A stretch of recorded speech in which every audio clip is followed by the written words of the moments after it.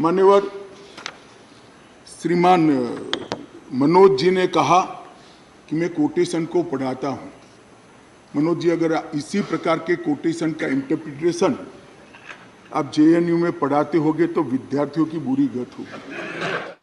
नमस्कार, मैं श्वेता और आप देख रहे हैं न्यूज फॉर नेशन। माननीय मनोज झा जी, अगर आप जेएनयू के बच्चे को कोटेशन का इंटरप्रिटेशन ऐसे पढ़ाते हैं तो बेड़ा गर्क होगा ऐसे बच्चों का।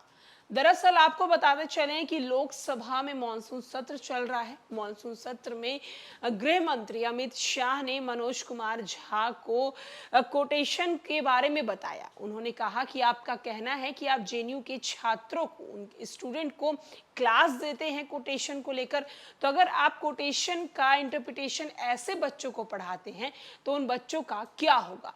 क्या कुछ अमित शाह मनोज कुमार झा को बोल रहे हैं, हम आपको सुनवाते हैं उनकी पूरी बातों को। मान्यवर श्रीमान मनोज जी ने कहा कि मैं कोटेशन को पढ़ाता हूं।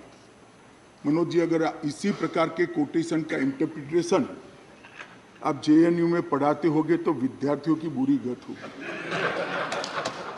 कोटेशन का रेफरेंस मान्यवर कई मायनों में बदलता है, मगर भौगोलिक स्थिति और राजधानी का अस्तित्व ये तो आज भी वही है। ये जो रिपोर्ट है वो इसलिए दिल्ली को पूर्ण राज्य बनाने के साथ सहमत नहीं थी कि दिल्ली राजधानी क्षेत्र है। मनोज जी, जरा समझा दे सदन को कि आज क्या दिल्ली राजधानी नहीं है।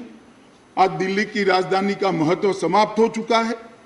कोटेशन कुछ ऐसे होते हैं मनोज जी जो पृथ्वी के अंत तक सत्य सनातन होते हैं, बदलते नहीं। कुछ कोटेशन ऐसे भी होते हैं।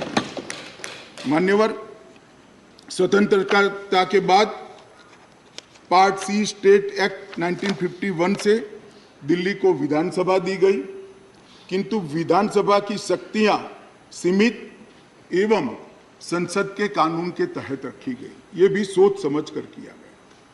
वर्ष 1956 में राज्य पुनर्गठन आयोग की सिफारिशों के आधार पर दिल्ली में विधानसभा को भंग कर दिया गया और दिल्ली को संघ शासित प्रदेश बना दिया गया। लगभग 3 दशक तक मान्यवर व्यवस्था चलती रही। 87 में सरकारिया कमेटी बनी जो बाद में बालकृष्णन कमेटी में परिवर्तित हुई और उसमें 1991 में 69वां संवैधानिक संशोधन किया, जिसमें संविधान में धारा 239 ए डाली गई और दिल्ली को विशेष दर्जा दिया गया।